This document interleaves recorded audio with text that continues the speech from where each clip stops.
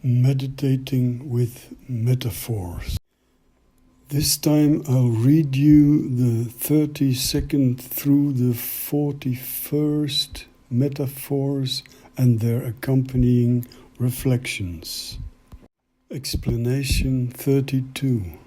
Like a gamekeeper in a rickety old hunting tower in a vast forest, one might stand watch for modern wolves, werewolves who, once met with conscious, unwavering eyes, are rendered harmless.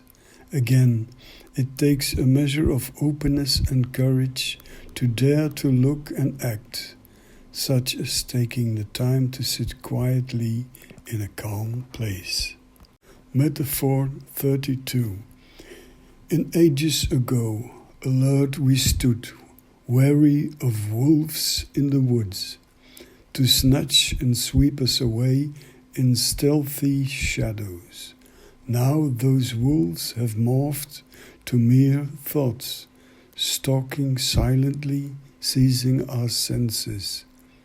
Be cautious of your thoughts, feelings, and images. Be the watchful watcher with wide open eyes. Explanation 33. Time, apart from its measurement through clocks and watches, is not a directly observable singular phenomenon. It exists only by comparison, and therefore mentally, with a moment already gone or yet to come. Space, or rather its content, on the other hand, seems, at first glance at least, to be directly and singularly observable in reality. The life we lead is unfortunately more entangled with and more rooted in the past than in the present. So much so that we seem more to suffer life than to live it. Between what is no longer and what is not yet, you move through a new and wondrous world. Metaphor 33. The rich one is glad to own a Rolex. The poor one is glad to own the time. The wise one knows that time's a myth, but also that each moment can be monumental. Explanation 34. Once again, a reference to the two networks described by Geyser, who notes that roughly every 20 seconds, one network takes over attention from the other. That this switch is inevitable seems certain, that the transition from inner to outer can feel like a sudden awakening seems equally so. The reverse direction, however, moving from outer to inner, tends to unfold in a much different fashion. This brings us to the oft-quoted poem The Guest House by Jalaluddin Rumi, in which the Sufi mystic likens the human being to an innkeeper, welcoming each emotion with dignity and care. Of course, the poem is meant as a metaphorical invitation to treat emotions as messengers or teachers. In meditation, this inward shift can feel almost like drifting under anesthesia.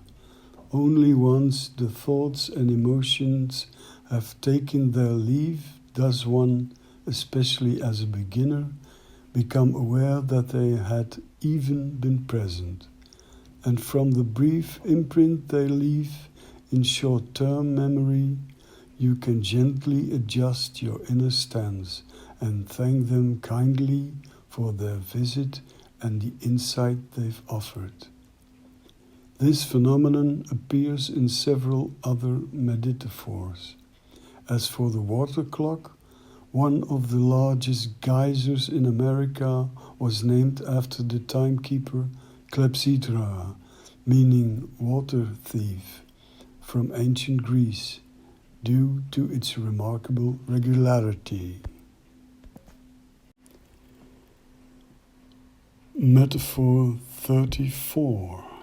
In a lush and boundless parkland, a geyser erupts, precise as clockwork, with rhythmic regularity, small or large, cool or boiling bursts of water and spray. The landscape lies with calm acceptance. The landscape is awareness. The geyser, the mind in motion. Explanation 35. Here we find an example of the subtle way in which thoughts can quietly carry us off, unannounced, until we, still wakeful, suddenly wake up with a light and cheerful jolt. It shows that in the context of meditation, at least for beginners, we can more fittingly bid farewell to the guests of Rumi's guest house rather than cordially invite them in.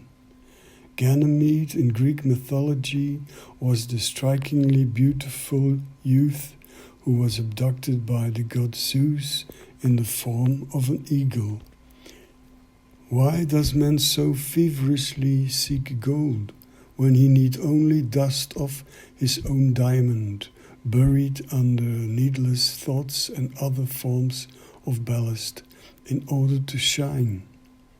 For this reason, and because we let ourselves be carried off by that very ballast, Homo sapiens sapiens is here playfully renamed Homo quasi sapiens. Metaphor 35.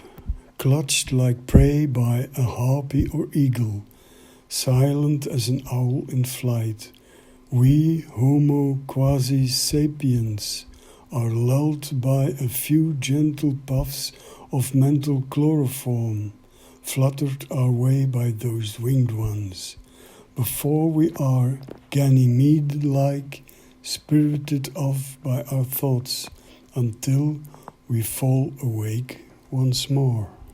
Explanation 36. Another one in the same spirit as the previous, a bold underscore of the distractions that occur during meditation and of our attachment to them. Metaphor 36. Numbed, abducted, held hostage and attached by my own thoughts. Behold the Stockholm syndrome in my brain. Explanation 37. Meditation first requires the courage, the time, and the openness to look within. At first, this takes place in a quiet setting and posture, but later it can extend into every moment, everywhere. At times you are startled by the debris content of your thoughts, at other times by their clarity and wisdom. You know they will arise, but can you catch them as they surface, observe them and let them go without being swept along? Eckhart Tolle once used the image of a cat crouched at the edge of a mouse hole, claws poised to strike. As effective as that metaphor may be in noticing intrusive thoughts quickly, I've enjoyed crafting a gentler variant that serves the same purpose. Not all thoughts are unhelpful. Some are like birds well suited to human ease. The cormorant scoops fish from the water, the falcon fetches flesh, the blackbird brings the most beautiful music, the pigeon plays the postman, the peacock parades through the garden. Incidentally, a bird in flight making a sharp 90-degree turn looks suspiciously like a human changing their mind. Metaphor 37. Like a birdcatcher, I try to catch the feathered friends that race through my inner sky at the speed of light, using only the net of awareness. I observe them for a moment, not even tagging them, before letting them go again. A few I manage to tame, just enough to keep around the house.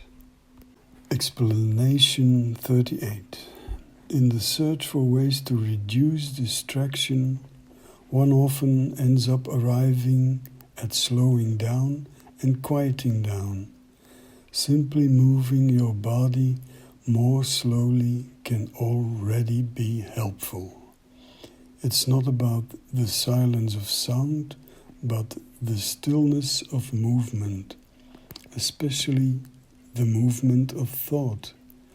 And that begins with observing as many thoughts each day as you would sunrises, letting them rise rather than smothering them at first light. Metaphor 38. Like a smoke detector or radar, I scan for the earliest signals of looming, hijacking, sometimes lashing thoughts. To do so, I slow down and thus temper the overly eager rush. Explanation 39.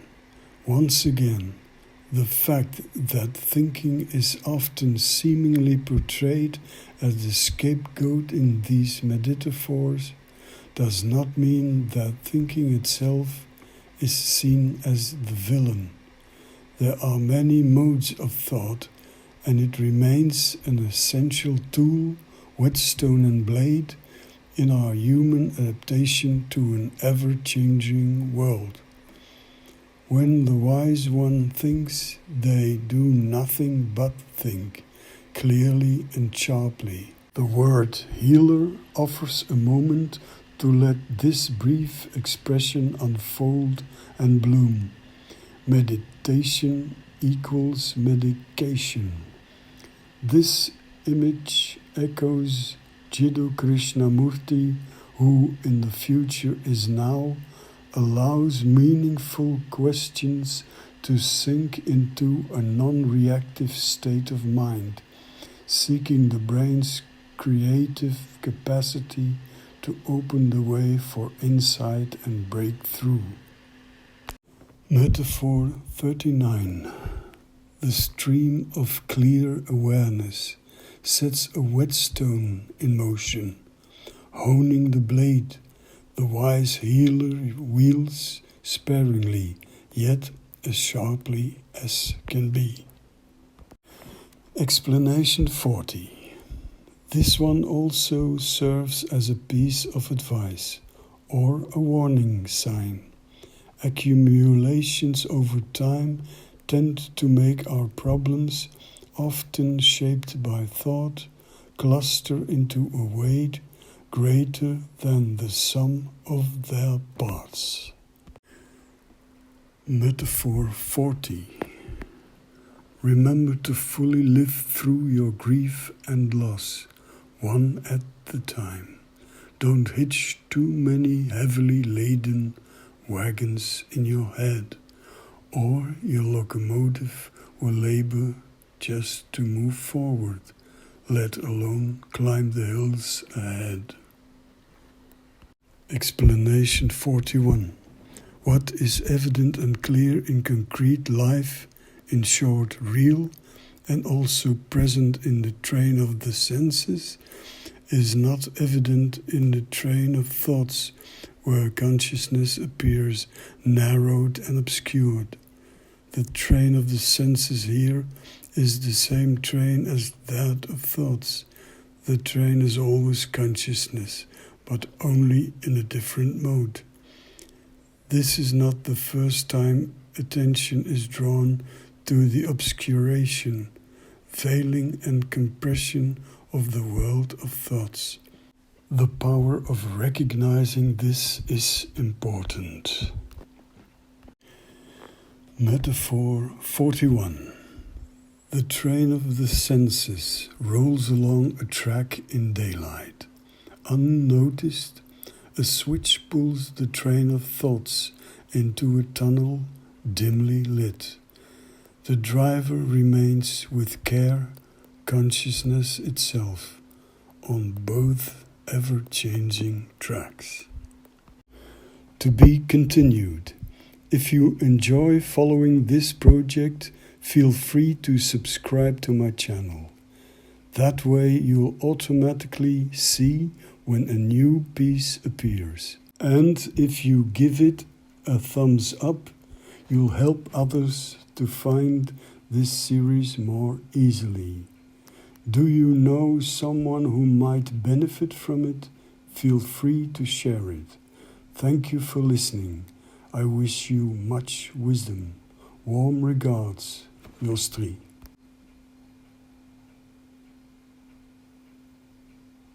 Next time I'll read you the 42nd through the 52nd metaphors and their accompanying reflections, and a little joke.